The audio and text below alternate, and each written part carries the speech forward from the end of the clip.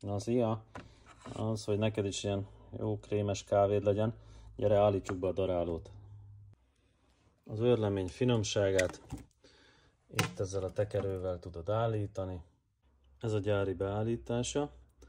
És ezt a tekerőt majd úgy fogjuk állítani, szigorúan őrlés közben, lenyomjuk és eltekerjük.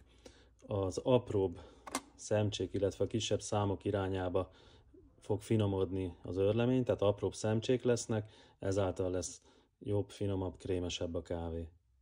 Én azt szoktam javasolni, hogy egy állításnál egy, maximum 2 értéket állítsunk, aztán úgyis kell egy 3-4 adag, hogy meglássuk a végeredményt. Állítsunk egyet.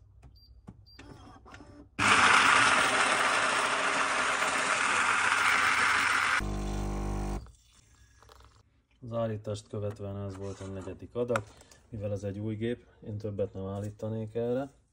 Ilyen lett, és hát a kritikusoknak én még mindig cukorral szeretem. Ezt a kávét a Café Vespers Silverből készítettük, amit darálós kávégépekhez ajánlunk. Ha ilyet szeretnél, tudsz rendelni nálunk a weboldalon.